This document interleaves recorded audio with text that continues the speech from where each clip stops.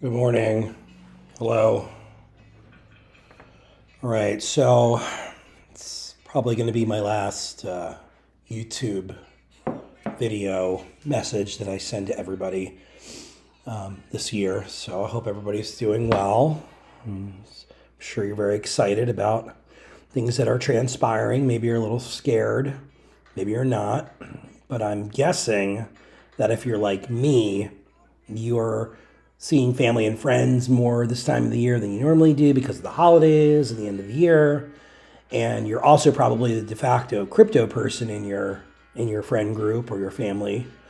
So you get to ask a lot of questions, and I am certainly that person wherever I go. So I thought it'd be kind of fun to recap some of the big questions and do a little Q&A to share with you some thoughts that I have, which I think are very interesting. Today is, I don't know what today is. It's the Tuesday before Christmas, 23rd. And yeah, so between Thanksgiving and yesterday, I've had a lot of questions, and I think it'd be kind of cool to just kind of give you some ideas if that's something you're interested in. And if you are interested in it, you can send it to other people. I'll try and keep this brief. And then I got to go back to work for a half day. All right. Question number one, Ben. Maybe you can guess it. If you can guess, if you can guess by this little screenshot what my question is. It's not what your favorite Christmas movie is. It's rather who will be the next Fed chair. And I think it comes down to two people, in my opinion. One is, the two Kevins, which is, I would prefer the third Kevin, but I don't have a say in any of these things.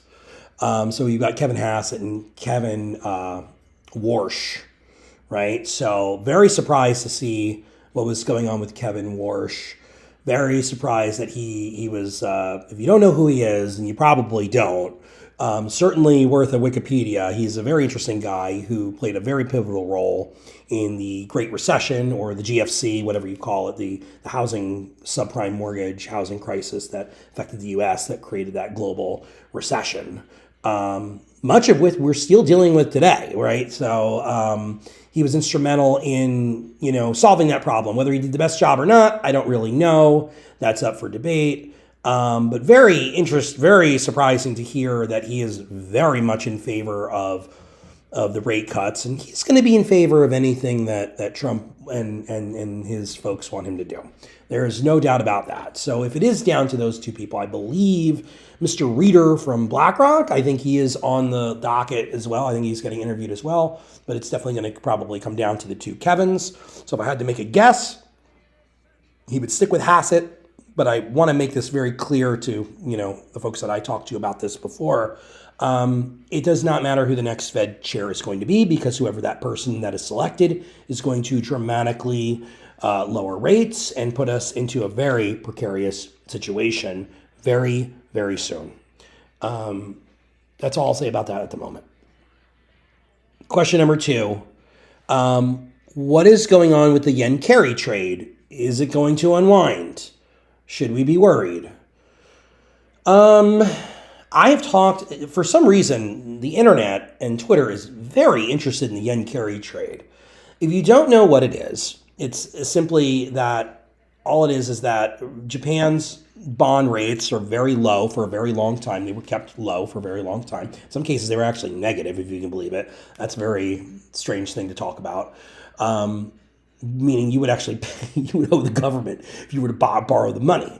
So what a lot of Japanese traders and international traders did was that they borrowed very cheap money that had very little, rates to it. They borrowed yen and used it to buy assets that had much higher yields. And it's the easiest money that these big traders and hedge funds ever did, and governments. A lot of people did. We're talking about trillions and trillions of dollars. I don't even know how many yen. Are we talking about quadrillion? I don't even know.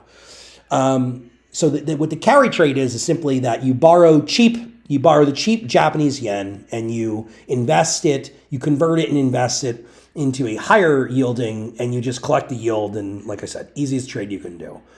But there's a problem. It unwinds technically when the rates when you get that difference. So if I'm borrowing Japanese yen at 1% and I'm buying yield-bearing bonds, government bonds at 4.5%, after taxes and whatnot, and after all, any other fees and everything else that all my costs and everything like that, I'm making a pretty decent profit, especially when you can use your assets. Like if you're a hedge fund, you use your assets as leverage and you borrow tons and tons and tons of money. You're paying it back at virtually nothing, and you're just reaping these. And you can see how billions of dollars can be made. And it is one big reason, not the biggest, but it's one big reason why we are living in such a bubble right now. Assets that are spreading globally, right? And that's why that the problem with the S&P and everything right now is a global problem because of how many other governments are involved here. Now, Japan was the biggest perpetrator of this. Not that they did anything wrong. It was just that this is what's very difficult about globalization and international trade is that the U.S. can do whatever they want to do, but we're at the whim of the Japanese in this case raising their bond rates. They are raising their rates to save their dollar, their yen. They are raising their rates for their own prerogative, right? But it has at the cost of potentially unwinding these trades, meaning I'm going to sell all my positions that I bought with USD that I borrowed from yen. I have to pay that back because I have to now start paying. My spread is getting smaller and it's not going to be profitable. Once that spread becomes unprofitable, that's when the carry trade essentially will completely unwind. Now, we're already starting to see these things move. We're starting to see a lot of this happen, right?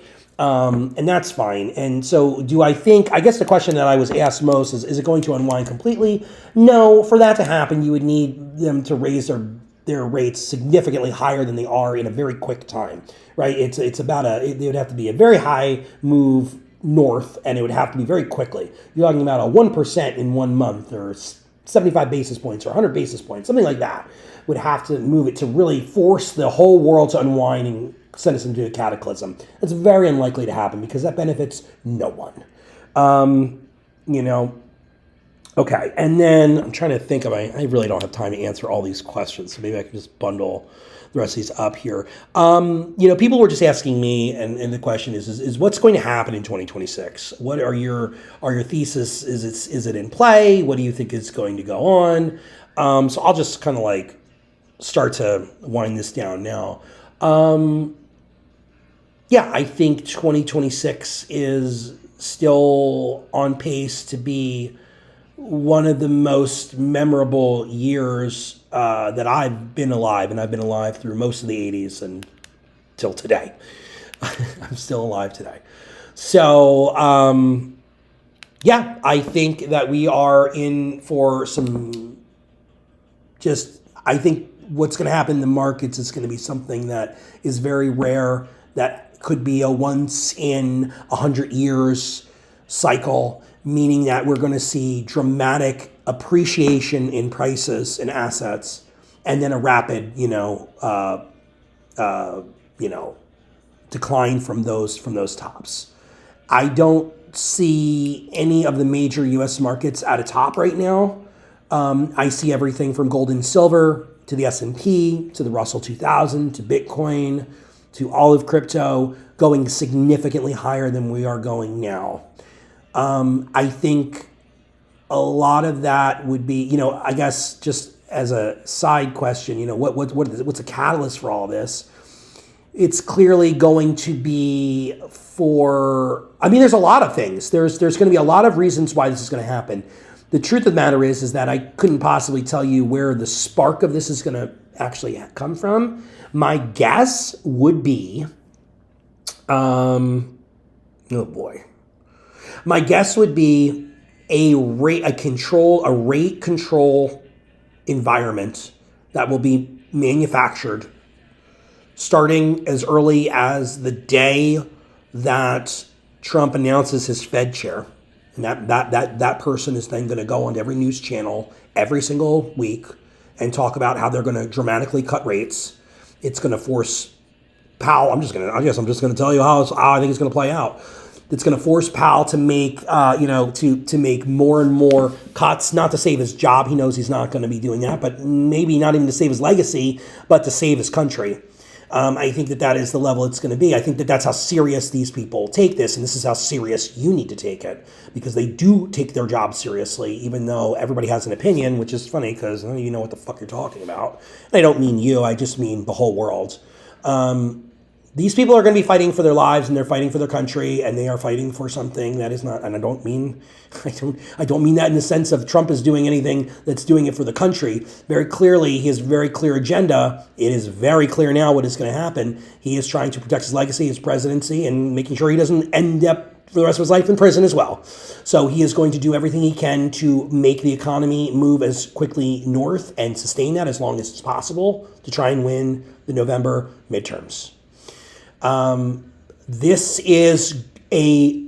We have never seen in a presidential administration this motivated. We've never seen bubbles at these numbers, the nominal value, not just the nominal value, but also the velocity that these things are moving. I don't think that we're even close to the top yet.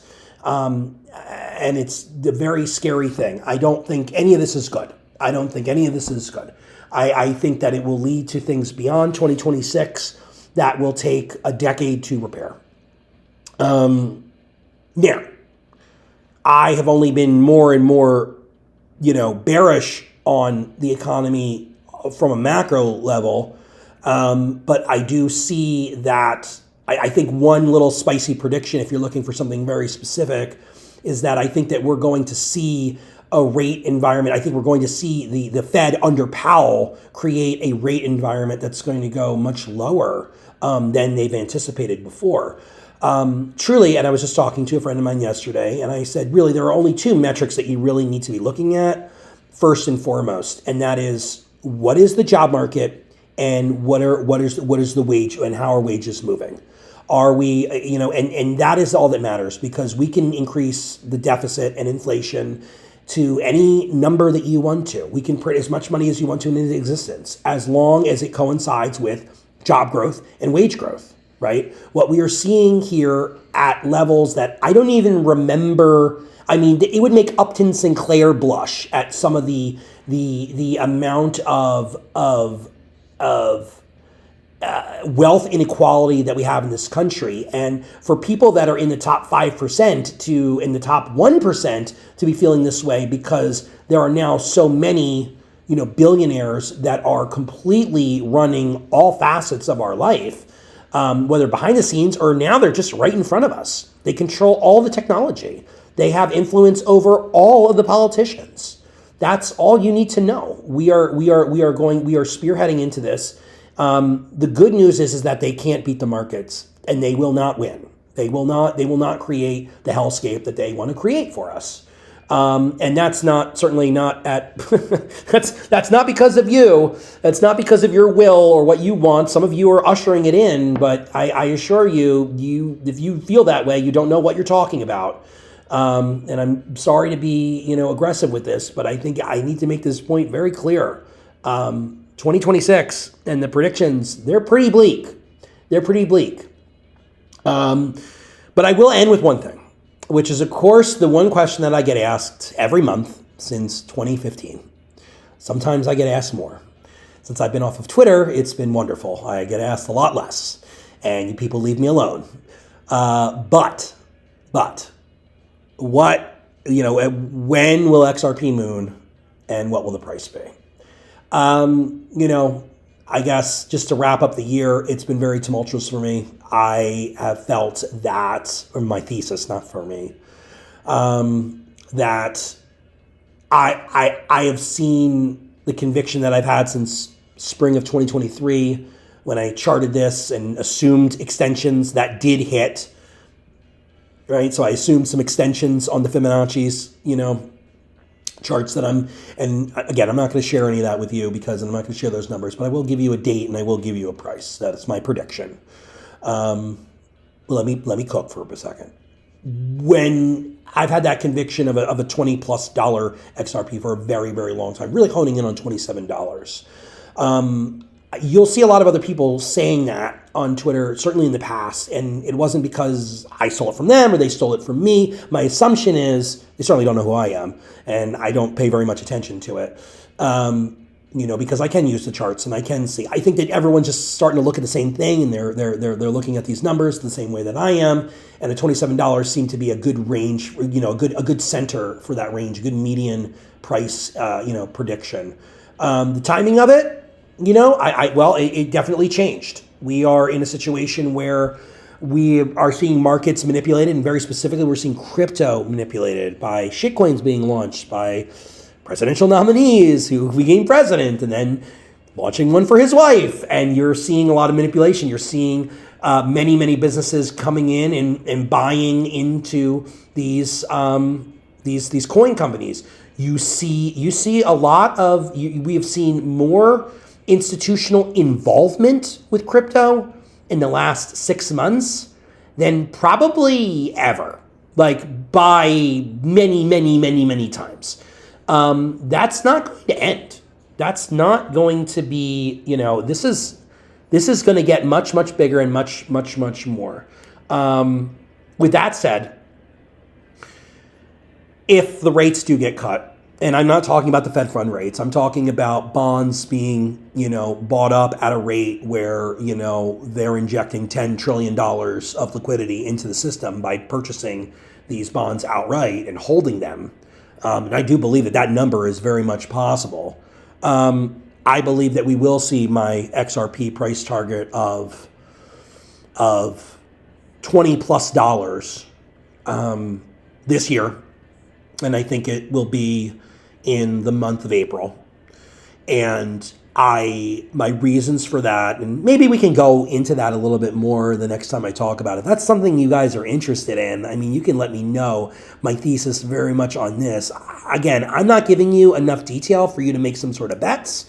I'm not doing anything like that at all. I am not buying anything right now. I'm not selling anything right now. My bags have been packed for a long, long, long, long, long time. And I have no interest in doing anything, right? Because there is absolutely a chance that does not come true. But I would say with my best indicator is that, as crazy as it sounds to people who, look at me as somebody who's actually in the world of finance and is not someone who exaggerates things, we are on the precipice here of something really, really extraordinary. And it certainly will not just be XRP that's going to be moving at that velocity upward. And it will not be the star of the show. I think that there absolutely is room for other assets and other coins even to outperform even that. I don't know. I don't know exactly what it is, but I know that they're cooking something. Whether they can pull it off, it seems more likely that they're going to at least try, and that should be enough to get us over the finish line. So if you want a date, since you love dates, my personal dates of mine, dates that have had effects on me, birthdays, anniversaries, all this kind of stuff, it's very eerie how a lot of those things personally for me since 2014 have aligned with, important dates in my life. So the one important date in my life specifically is April 22nd. So I would say on or by April 22nd, we should see $20. And I think it'll be fun. I'll try to keep this video up as long as I can, but certainly hold me to that. I'm just curious to see. I mean, I think it'd be pretty cool if I could get close to that. Of course, it is just a guess. It could be sooner than that. It could be later than that. It could be more than that. It could be less than that. But I'm very confident that there's going to be a blow off top, and I think it will be immediately followed by one of the greatest financial disasters that we've ever had. My only hope is that it is so severe and so outrageously exaggerated that it immediately corrects, and we're looking at some sort of V-shaped correction and not something, my worst case scenario of a massive recession leading into something like stagflation or something even worse. So with that, I hope everybody has a lovely holiday. If you celebrate Christmas, Merry Christmas. I celebrate Christmas. I am not a religious person, but I celebrate Christmas with my family. And if you don't celebrate Christmas and you're insulted by people saying Merry Christmas to you, I don't really care because I say Merry Christmas. So have a great holiday. Take care of each other. If anything, if even 1% of what I think is going to happen, you are going to need therapy after this. So don't worry about calling an accountant. You should be looking up your benefits from your work and seeing how much the copay is for therapy, because I think what we're gonna see soon is going to be absolutely it's going to just melt your brain. So with that, have a great year. I'll talk to you in 2026. Mickle out.